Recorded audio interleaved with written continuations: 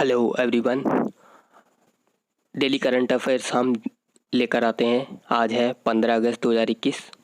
स्वतंत्रता दिवस की आपको शुभकामनाएं। शुरू करते हैं बिना किसी देरी के। 4 more Indian wetlands added to Ramsar list. 4 और वेटलैंड ऐड कर दिए गए हैं रामसर लिस्ट में।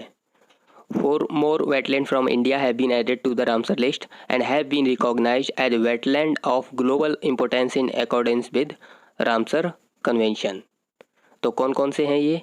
थोल गुजरात से, वदवना गुजरात से, सुल्तानपुर हरियाणा से एंड भिंडवाज हरियाणा से। तो 2 गुजरात से और 2 हरियाणा से ये साइट रामसर साइट डिक्लेयर कर दी गई हैं। These sites are home to endangered Egyptian vulture, sociable lapwing, shaker falcon and near threatened Dalmatian pelican। तो यहाँ पे ये सभी endangered स्पीसीज हैं जिनको प्रोटेक्ट करना है। अब इनके एडिशन के साथ क्या हुआ है, हमारे इंडिया में 46 रामसर साइट्स हो चुकी हैं। NTPC invites global EOI to set up project on hydrogen blending। ठीक है, expression of interest। India's largest integrated power generation company NTPC Limited has invited global expression of interest to establish a pilot project on hydrogen blending with natural gas in India। EOI follows recent tender initiated by NTPC Rail for green hydrogen fueling station at Leh and the NTPC Vidyut Vyapar Nigam Limited in order to procure fuel cell buses। NTPC Rail is also setting up a dedicated 1.25 megawatt solar plant at Leh to power the hydrogen fueling station। Prime Minister recently unveiled the National Automobile Scrappage Policy। National Automobile Scrappage Policy। Old vehicles will have to pass a fitness test before re-registration, and as per the policy, government commercial vehicle more than 15 years old and private vehicles which are over 20 years old will be scrapped। तो जो भी commercial government के commercial vehicle हैं 15 साल पुराने या उससे ज़्यादा पुराने, अब प्राइवेट व्हीकल हैं 20 साल या उससे ज़्यादा पुराने, उनको स्क्रैप कर दिया जाएगा, उनको ख़त्म कर दिया जाएगा।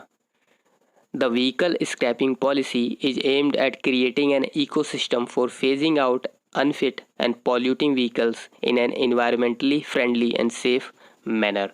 तो इन सभी व्हीकल्स को फेज आउट किया जाए जो कि अब ज़्यादा पॉल्यूशन करते हैं, तो उनको अब फेज आउट करना चाहिए, वरना होता ये है कि लोग उन व्हीकल्स को यूज करते रहते हैं।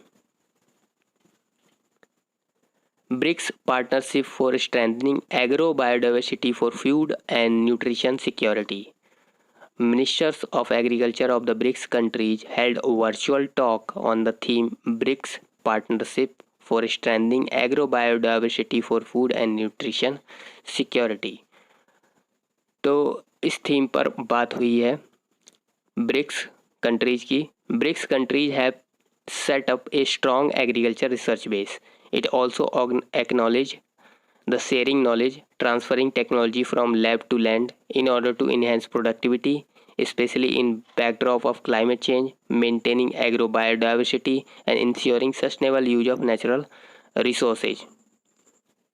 तो ब्रिक्स कंट्री ने ये एक्नॉलेज किया है कि हमें नॉलेज को शेयर करना होगा, जो भी टेक्नोलॉजी हमने डेवलप करी है लैब में उसे लैंड पर लाना होगा, ग्राउंड पर लगाना होगा, ताकि हम प्रोडक्टिविटी बढ़ा सकें और क्लाइमेट चेंज से निपट सकें, बायोडाइवर्सिटी को बचा सकें और नेचुरल रिसोर्सेज का सस्टेनेबल यूज कर सकें।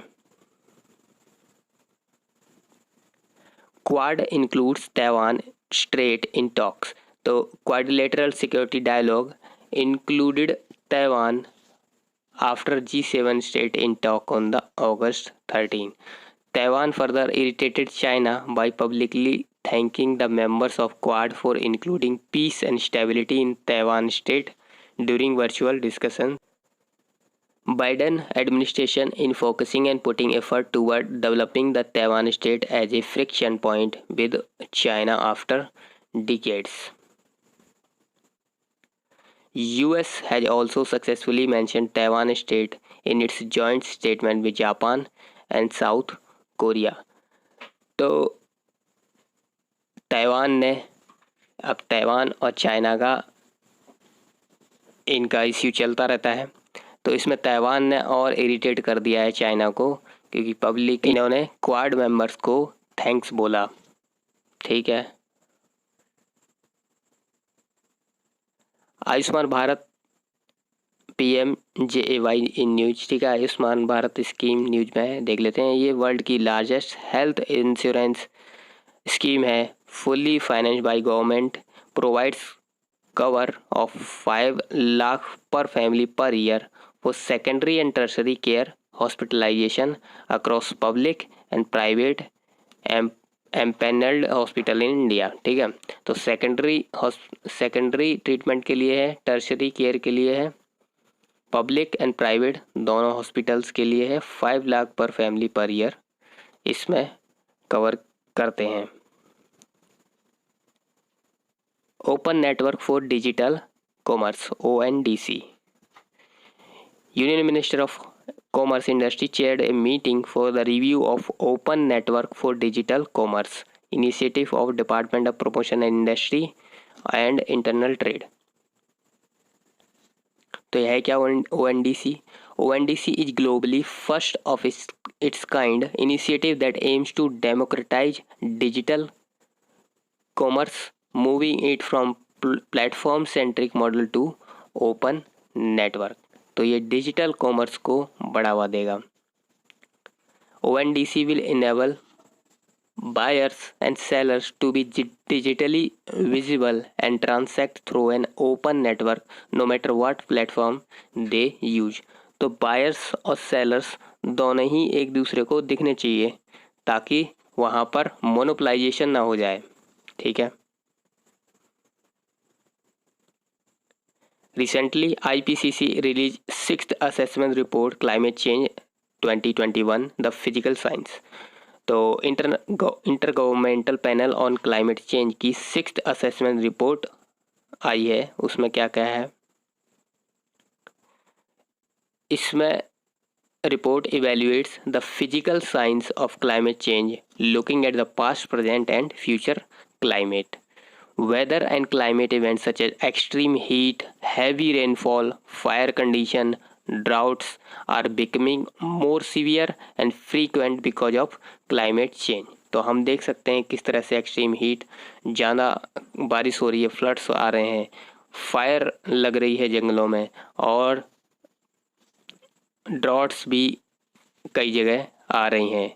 तो ये पहले से ज़्यादा तेज़ी से हो रहा है और जल्दी जल्दी हो रहा है।